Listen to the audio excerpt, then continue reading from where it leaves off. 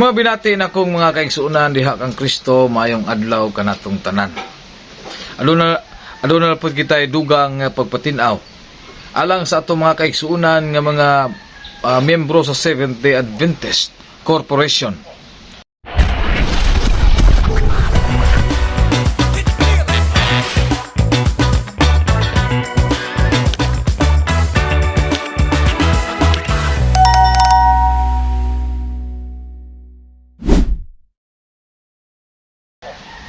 Ato kining hatag isip pagpatinaw diha kanila mga kaigsuunan kay matud pa nila ang adlaw kuno sa Ginoo adlaw Sabado.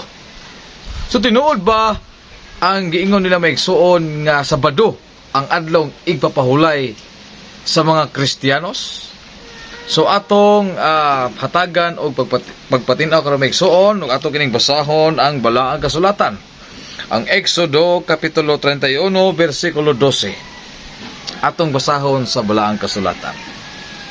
Ang Ginoo miingon kang Moises, sultihi ang katawhan sa Israel nga kinahanglan tamdo ninyo ang akong adlaw nga igpapahulay.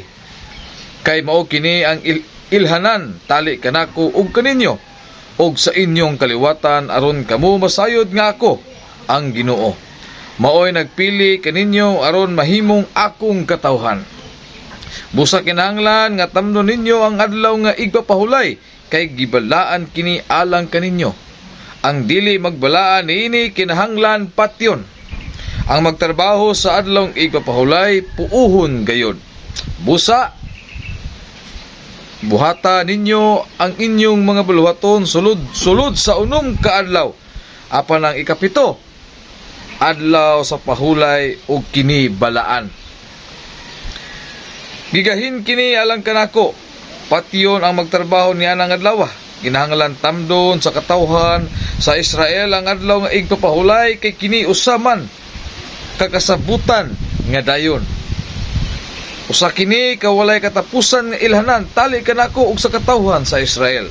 Kaya ako ang Ginoo, maoy naghimo sa langit ug sa yuta sulod sa unom ka adlaw ug sa ikapito nga adlaw mipahulay ako og nakapahulay gayud.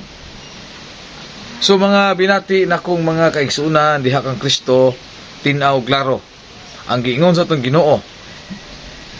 Gibuhat niya ang kalibutan sulod sa unom ka adlaw. Pagka ikapitong adlaw mipahulay siya. Husto ba ang pagsabot sa atong mga higala nga mga miyembro sa Seventh-day Adventist? So adunay klaro nga atong ipatinaw mga kaigsuunan.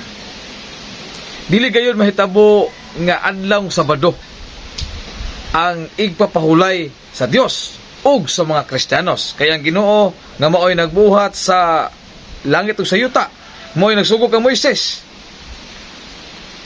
nagpakatao sa bag-ong kasabutan. Ug nganong Domingo man ang igpapahulay sa mga Kristiyanos tungod kay gisimba sa mga apostoles ang atong Ginoong Kristo sa adlaw Domingo.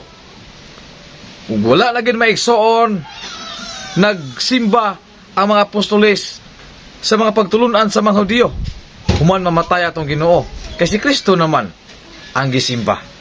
So unang punto na kaduha, magbase ta sa kasaysayan. Atong kutloon mga kaigsuunan ang World Book Encyclopedia Volume 11 page 77. Jerusalem dunay 3 ka Sabat. Ang Jerusalem mga kaigsuunan adunay 3 ka Sabat. Biyernes sa Islam, Sabado mao ang mga Hudiyo nga wala muuban sa atong Ginoong Kristo. O ang Domingo mao ang igpapahulay sa mga Kristiyanos. So klaro nga adunay 3 ka Sabat sa Jerusalem. Atong mabasa ka na mga kaigsuunan sa World Book Encyclopedia Volume 11 page 77. Nga adunay 3 ka Sabat ang Jerusalem. So kung magsusi na punta karon, magbase na punta sa kalendaryo o sa mga adlaw ang ikapito. Ang unang adlaw sa ating trabaho, Lunes, unang adlaw. Martes, ikaduhang adlaw.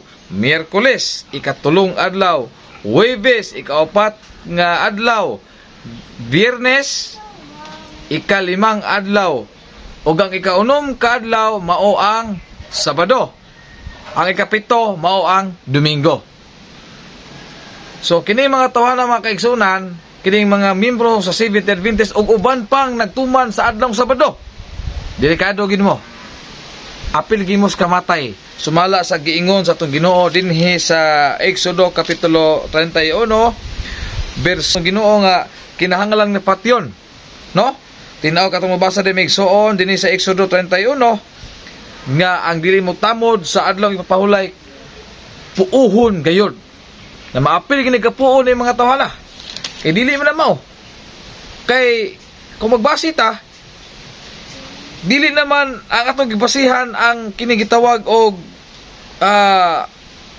Old Testament kay nagpakatao naman ang atong Ginoo. So adto na ta magbase sa atong Ginoong Kristo. Og dili ni siya mamahimong unudnon ang gibuhat sa atong Ginoong Kristo kung dili siya Dios. Tungod kay Dios man ang atong Ginoo. So adto ta magbase umutuman sa mga pagtulunan sa atong Ginoong Kristo. So delikado gini mga SDA maigsoon. Mga kamo mga miyembro sa Seventh-day Adventist, hinahina na mo kawas diha. Kay kana pagtulunan na sa mga Hudiyo nga gibungkag na gid kaayo. Klaro kayo nga gibungkag na. Amen.